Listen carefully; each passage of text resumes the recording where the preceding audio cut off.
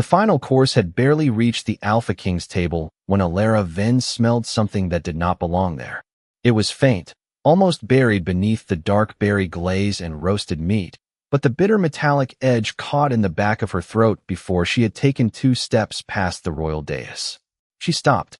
Another server had already lowered the plate in front of Kale Draven. The Alpha King thanked him with a distracted nod, still listening to a counselor at his right. No one else reacted. Elara looked at the meat again. Years spent beside her mother in a cramped herb shop had taught her the difference between burned roots, spoiled oils, medicinal tinctures, and the dangerous residues people often mistook for ordinary bitterness. Heat usually softened this particular scent. On Kale's plate, it was still sharp. Worse, it seemed strongest along one edge of the meat, as if whatever carried it had touched the food after it left the fire. Kale lifted his fork. Elara had no proof. She did not even know the exact herb yet. If she shouted poison and was wrong, she would be finished. If she stayed silent and was right, the king would swallow the answer before she could find it. His fork touched the glaze. Wait! The word came out louder than she intended.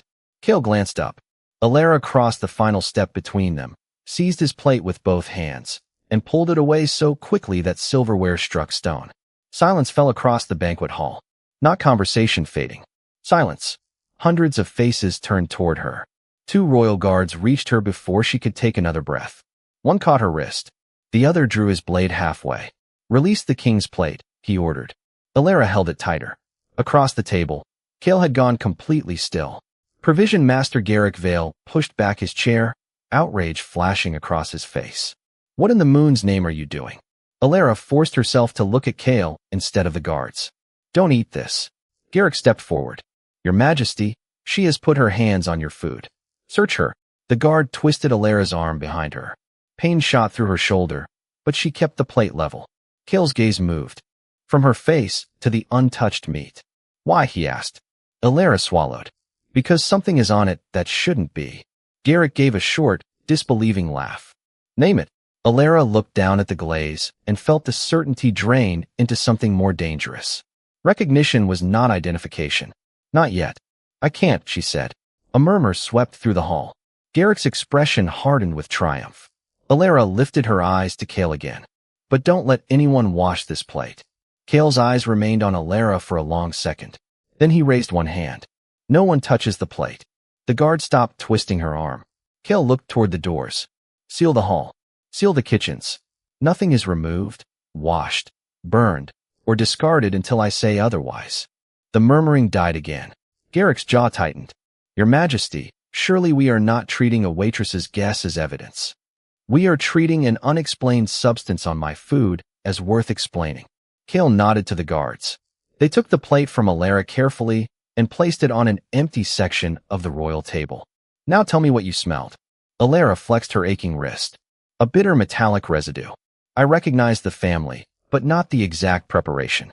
I need a sample from the untouched edge. Convenient, Garrick said. She cannot name the poison, yet she knows exactly where to look. His gaze swept across the watching council. Perhaps everyone should know whose daughter is accusing the royal household. Elara's stomach tightened. Elara Venn, Garrick said.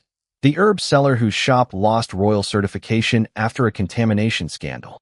The whispers came faster this time. Elara kept her face still. My mother's case has nothing to do with what is on that plate. Or everything to do with it. Kale cut across him. Enough. Evidence first.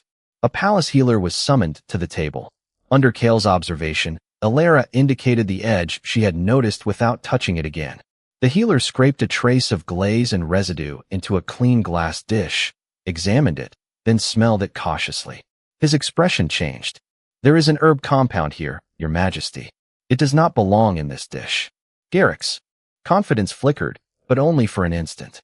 What compound? I cannot identify it precisely without further comparison. Elara leaned toward the dish. If it is what I think it is, the king was poisoned. The healer frowned. Not necessarily. She turned to him. Why? Because if the intention was rapid death, this quantity makes little sense. It is too small. The room seemed to tilt beneath her. Elara looked back at the plate. She had been certain about the danger, but she had assumed its purpose. Garrick seized the opening. So she interrupts a royal banquet. invokes her disgraced mother's trade, cries poison, and even the healer says her claim does not fit the dose. I said the compound should not be there, the healer replied. Kale's attention returned to Elara. Were you wrong? She forced herself not to defend more than she knew. About what it was meant to do? Maybe. About something being wrong with your food? No. Kale studied her, then turned to Garrick. Neither of you leaves royal scrutiny tonight. Garrick stiffened. Your Majesty, the rival delegation departs after the territorial challenge at dawn. Until then, the kitchens remain sealed, and I want the path of this plate reconstructed. Elara looked down at the meat again. The scent was still strongest along one edge. She pictured the kitchen fires, the glaze bubbling under heat, the plates waiting before service. Then the detail she had noticed before grabbing it finally settled into place. The kitchen may not be where it happened. Kale's gaze sharpened. Explain. Elara pointed without touching. If that residue had gone through the full cooking heat, the scent should be weaker. It isn't. She looked toward the doors leading to the service corridor. Whatever touched your food was added after it was cooked. Then we start after the fire, Kale said. Less than 10 minutes later, Elara stood in the royal kitchen with a guard at each shoulder and Kale close enough to hear every answer. The cooks had been ordered away from their stations, but nothing had been moved. Elara retraced the final course from the roasting hearth to the glazing table, then to the row of silver trays prepared for the banquet hall. Nothing smelled wrong. She checked the berry glaze, the carving knife, and the serving tray that had carried Kale's meal. The bitter metallic trace was absent from all three. The food left this room clean, she said. Garrick, who had been permitted to observe under guard, folded his arms. Or you failed to find what you claimed was here. Elara ignored him and turned to the servants who had handled the course. A young kitchen runner kept staring at the floor. You carried the royal tray? She asked. He nodded. Did anything happen between here and the hall? No, his answer came too quickly. Kale noticed it too. Look at me, he said.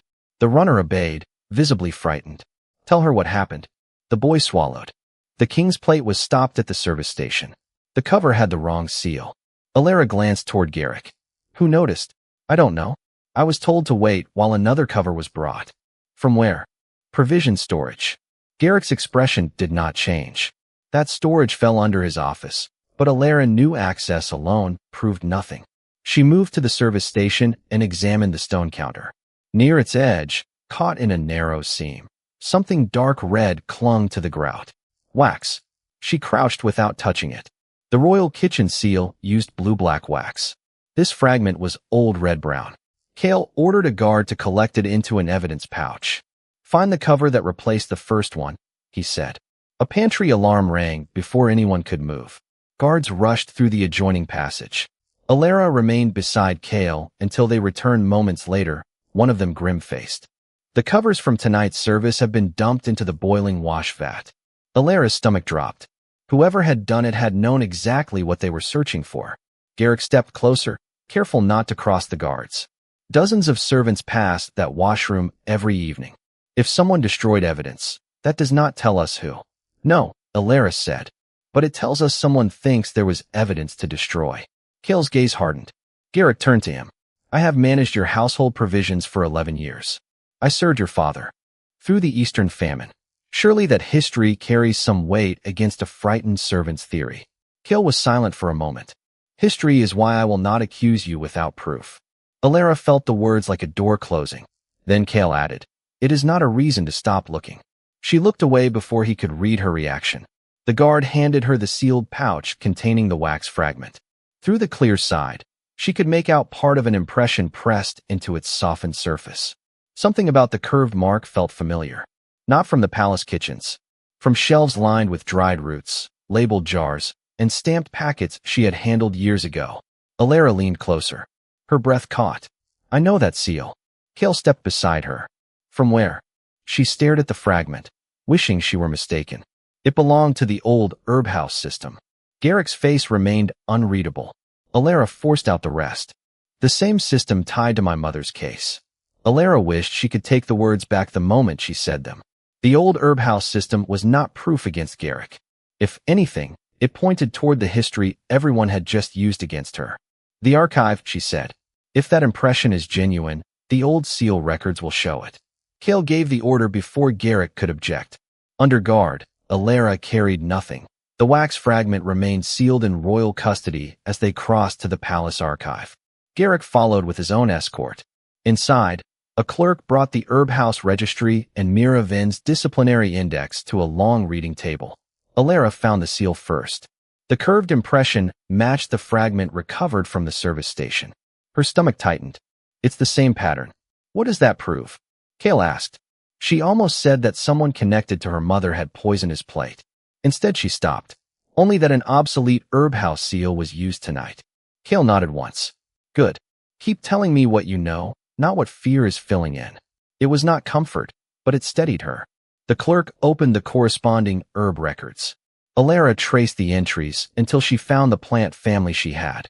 Smelled. The classification made her pause.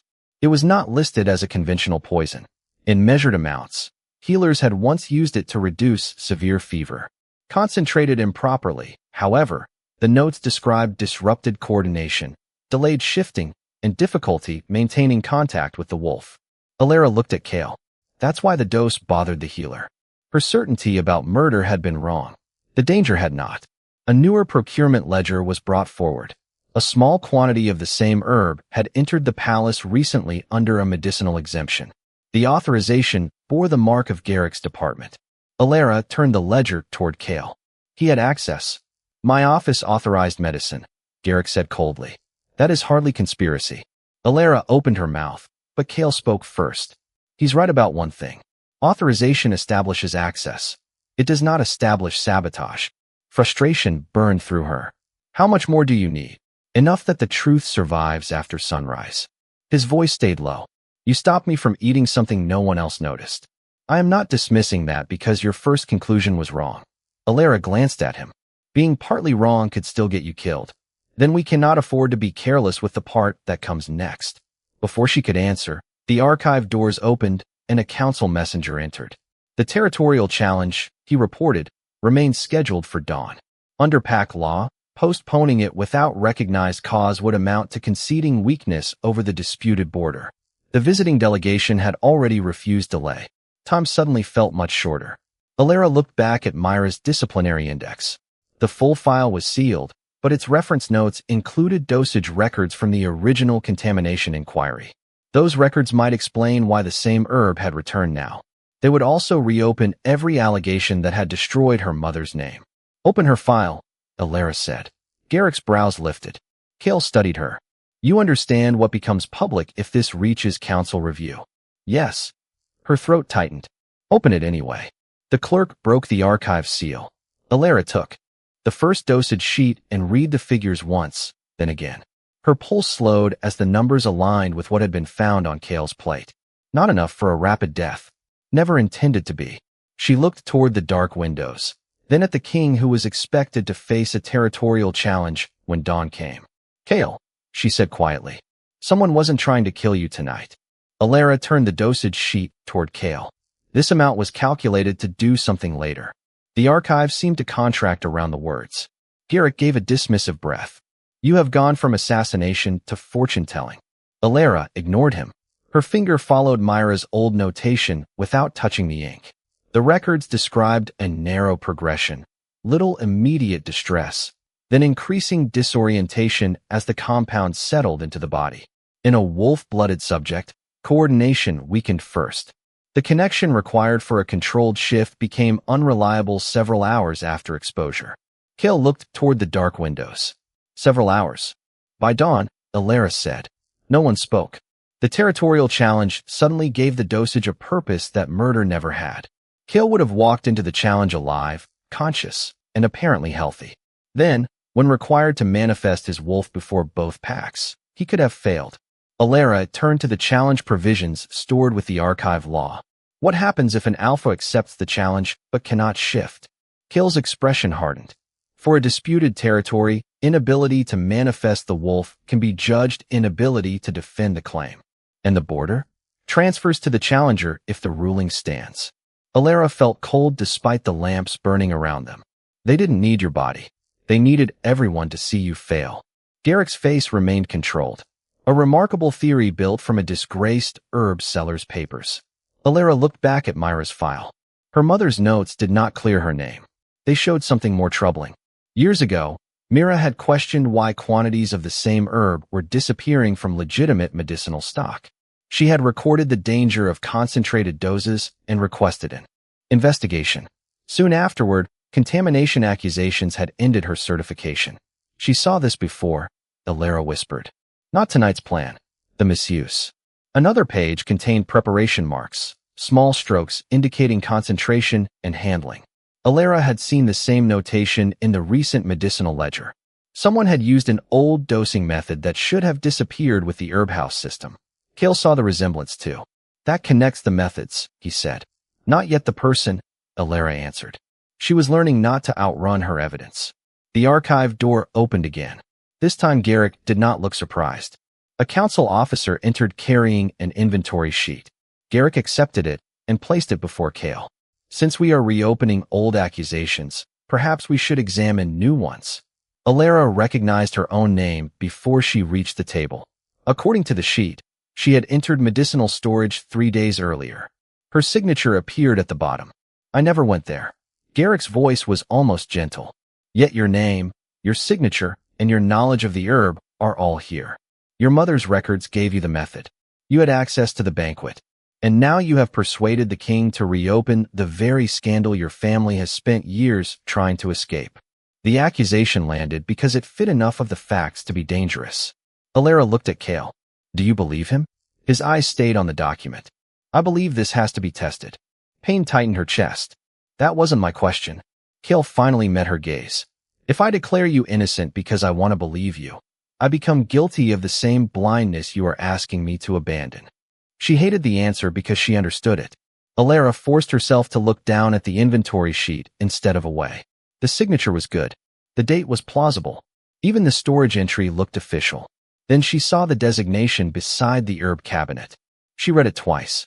Her anger vanished beneath sudden clarity. This record is false. Garrick smiled thinly. Because you say so? No. Elara pointed to the cabinet number. Because whoever forged it learned palace storage from. Records older than my employment. She looked at Cale. That numbering system was already obsolete before I ever worked here. Cale's attention shifted from Elara to the forged inventory sheet. Verify it. The archive clerk pulled the current storage registry from a nearby shelf and opened it beside the document. The difference was immediate. The modern system used section letters and shelf codes. The alleged entry beside Elara's signature used the older numerical designation found throughout Myra's records. That system was retired years ago, the clerk confirmed. Garrick's expression remained composed. Then whoever forged it had access to old paperwork. That hardly identifies me. No, Elara said. But it identifies what they knew. Cale ordered the current medicinal ledger, Myra's herb house records, and the wax evidence brought together under guard. Elara compared them carefully. The plate residue established that the compound had been applied after cooking. The wax fragment showed that an obsolete seal had entered the service chain. Now the forged inventory entry showed knowledge of an obsolete storage system. 3 pieces pointed backward toward records Elara herself had never used as a palace employee. But none yet proved whose hand had connected them to Cale's plate. Garrick seemed to understand that as well as she did. Your Majesty, he said, this investigation has now established that someone forged a record in her name. It has not established who. Under royal security law, she remains the person who physically seized your meal, possesses specialized knowledge of the substance, and has a family connection to the old method. She should be detained until the council rules. Several council members who had followed them into the archive voiced agreement. Cale's jaw tightened. The law applies even when it is inconvenient, Garrick added. Elara looked at Cale and knew he could not simply tear through procedure for her without weakening everything they were trying to prove. Do it, she said. Cale's eyes snapped to hers. Elara, if you break the rule because you trust me, they'll say that proves I manipulated you. The guards escorted her to a secured council chamber nearby. Through the narrow window, the eastern sky was still black, but not for much longer. Dawn was coming. The challenge would come with it. Elara forced herself through the evidence again. Garrick's office had authorized the herb. Someone had used an obsolete seal. Someone had forged her access using an old numbering system. Yet the missing link remained the same. who had authorized the replacement cover that touched Kale's finished plate. The frightened kitchen runner knew more than he had said, but his family worked under the provision office. Fear could keep him silent until dawn. Elara's thoughts returned to Myra's sealed disciplinary file. Its timestamps documented who had access to the old herb house procedures when the system was dismantled. Using them would mean more than opening selected dosage pages. The complete record would enter council review. Every accusation, every humiliation, every claim that Mira had endangered people through negligence. Elara had spent years wanting her mother's name restored. Now she could destroy what little remained of it herself. When Kale entered the chamber, she was waiting. "I need the full disciplinary record read before the council," she said. His expression changed. "You know what that means." "Yes." Once admitted, you cannot choose which allegations become public. "I know." Her voice nearly failed, but she continued. "The timestamps can establish who had access to the obsolete seal and storage procedures. If I hide the ugly parts because they hurt me, I'm asking you to trust me without the complete evidence." Kale was silent. Then he looked toward the paling window. "And if the record does not give you the link, then I pay the cost anyway." Something in his face settled. When he turned to the guards, his voice carried the weight of a decision that could not easily be withdrawn. "Release her into my custody." One council member protested immediately. Kale did not raise his voice. "If she is deceiving us, responsibility for this decision is mine. Until dawn, she finishes the investigation." Elara stared at him. Kale met her eyes. "Find the person who authorized that cover." "The service corridor," Elara said. "That's where we need to go." Kale took her back under royal guard while the council prepared Myra's complete disciplinary record for review. The eastern windows had begun to gray. They were running out of darkness. At the service station, the young kitchen runner stood exactly where a guard had ordered him to remain. His face went pale when he saw Elara return beside the king instead of in restraints. Elara stopped several feet from him. "You said the royal cover was replaced." He nodded. "Who ordered it?" His eyes dropped. "I was told not to speak about provision orders." "By whom?" Silence. Elara understood the fear now. "Your family works under the provision office." The boy looked up sharply. That was answer enough. Kale stepped forward, but Elara lifted a hand. If the king frightened the truth out of him, Garrick could attack the testimony later. "I'm not asking you to choose between your family and the king," she said. "I'm asking what happened to one plate." The runner's breathing grew shallow. Then he reached inside his work apron and removed a folded service token. "I kept this." Elara did not touch it. "Why?" "Provision Master Vale ordered me to return it after the banquet. He never asks for service tokens back." Kale's expression hardened. "Who gave it to you?" "Master Vale himself. He said the first cover had a damaged seal and ordered me to use the replacement he brought." The guard captain opened an evidence pouch. Only then did the runner place the token inside. Elara watched it pass directly from his hand into royal custody. Garrick's authorization mark was visible across the bottom. Along one folded edge clung a trace of red-brown wax, the same color as the fragment recovered from the service station. The same obsolete system recorded in Myra's file. Kale sealed the pouch himself and handed it to the guard captain. "It does not leave your possession." A bell sounded from the challenge court. Dawn was close. Garrick appeared at the far end of the corridor under escort, his composure strained for the first time. "Your Majesty, the rival Alpha has entered the court. The challenge must proceed. These accusations can be heard afterward." Elara looked at Kale. The poison had failed because he had never eaten it, but the political mechanism was still moving. If Garrick could force the challenge forward while the palace appeared divided and its evidence unresolved, uncertainty itself could become a weapon. "He wants the schedule more than he wants the plate now," she said quietly. Garrick heard her. "What I want is for the king not to surrender territory because a waitress has filled his court with suspicion." Kale's face became unreadable. Then he turned toward the challenge chamber. "We go now." The rival delegation was already assembled when they entered. Council members filled the benches, and the rival Alpha stood inside the marked challenge floor. Kale walked past the boundary without stepping into it. "The challenge is suspended for evidentiary review." Shock moved through both sides of the chamber. Garrick stared at him. "You cannot expose an internal investigation before a rival pack and call that strength." "I am not calling it strength," Kale said. "I am calling it the truth." A council elder warned that if Elara's accusation failed, Kale could face formal censure for obstructing royal security in the challenge process. Then record the responsibility as mine, Kale replied. Elara felt the meaning of the decision before she allowed herself to look at him. At the banquet, she had stopped his fork without proof because continuing had been more dangerous than interruption. Now he was doing the same with his own authority. Garrick stepped into the center aisle. Very well. Let the waitress present her scraps of wax and old family grievances. His gaze fixed on Elara. But make her answer one question before both packs.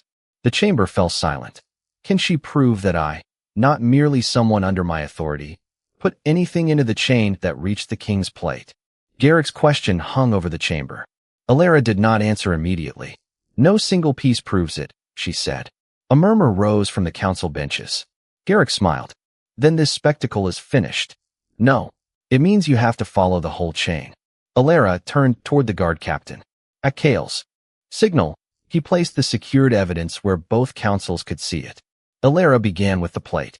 The residue was found on food prepared for King Kale. The kitchen ingredients, glaze, knife, and serving tray were clean. The compound was concentrated along one edge of the meat, which means it reached the food after cooking. She indicated the first evidence pouch.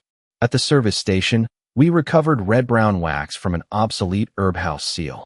The archive independently matched that impression. Garrick folded his arms. An old seal anyone could have stolen. So we checked access instead of guessing.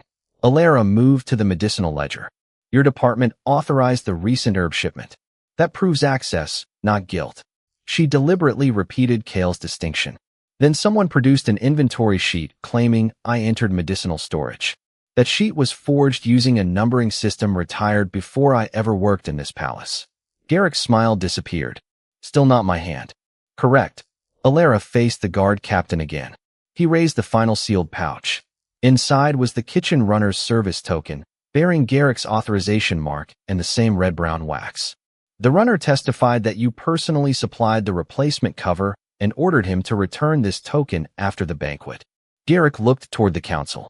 A frightened servant's claim. And even if I replaced a damaged cover, she still cannot prove I placed an herb on the king's food.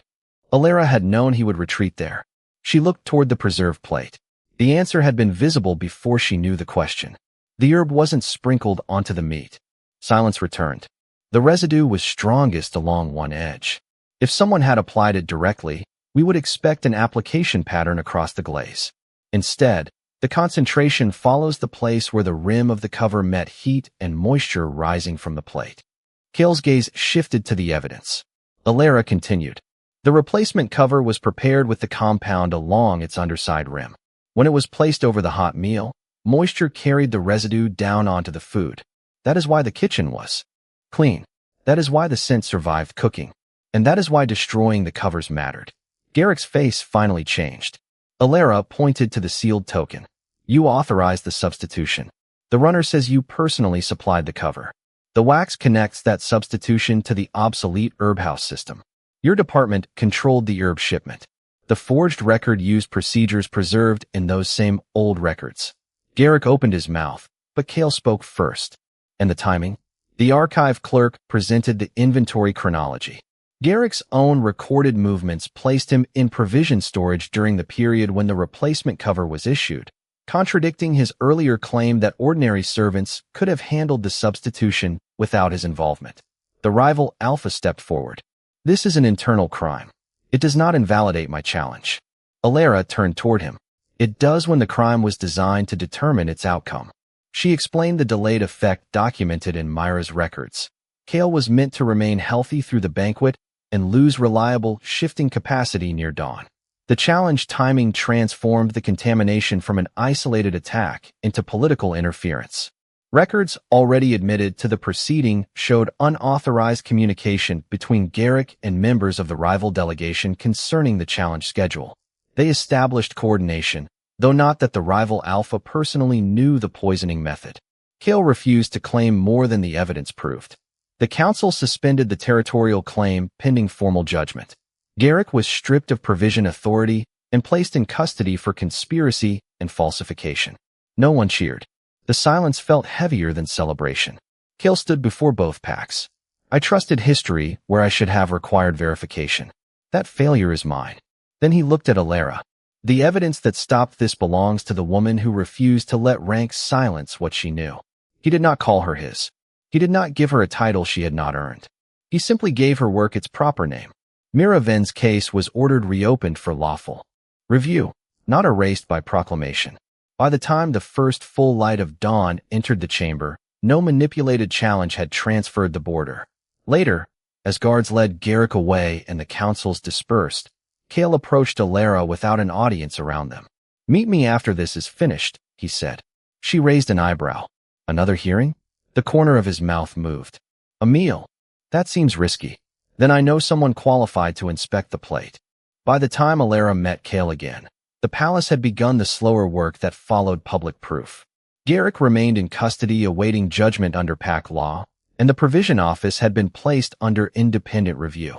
The kitchen runner and the other servants who had testified were given protection from retaliation. Elara Venn's disciplinary case had been reopened, but no proclamation had magically restored her name. Elara preferred it that way. Her mother would finally receive the investigation she had been denied, with evidence instead of sympathy deciding the result. Cale offered Elara something equally concrete. "I want an independent food and herb safety examiner for the royal household," he said. "Someone who does not answer to the provision office." Elara studied him across the small private dining table. "And when that examiner tells an Alpha King to stop eating, I imagine he stops." She almost smiled. "I need access to the records that affect my work. Authority to halt service when I identify a credible hazard. And no punishment for challenging rank when I can support the challenge with evidence." Cale did not negotiate away any of it. Agreed. Only then did Elara accept. The position would not erase what had happened to Elara. It would create the safeguard Elara had once needed. For a moment, neither of them spoke. The room was quiet enough that Elara could hear the soft scrape of silver as Cale moved his untouched plate. "There is something else," he said. She met his eyes. The attraction between them had become impossible to mistake, but he made no claim based on rank, instinct, or bond. "Whatever this becomes," he said, "I would rather you choose it than have me name it for you." Elara considered the man who had once been surrounded by people whose loyalty, he believed, made verification unnecessary. Then she remembered him stopping the challenge before both packs and accepting the consequences himself. "Then don't name it yet," she said. "All right." Cale placed one hand beside his plate and deliberately slid it across the table toward her. Elara stared at it. The gesture was so familiar that for an instant she could almost hear the banquet hall falling silent again. This time no guards reached for her. No one demanded that she prove she belonged near the king's food. She leaned forward, smelled the glaze, checked the edge of the meat, and pushed the plate back. "Safe." Cale waited. Elara looked at the empty chair beside him. Then she rose from the place across the table, walked around it, and pulled that chair out for herself. She sat beside him because she chose to. Only then did Cale pick up his fork.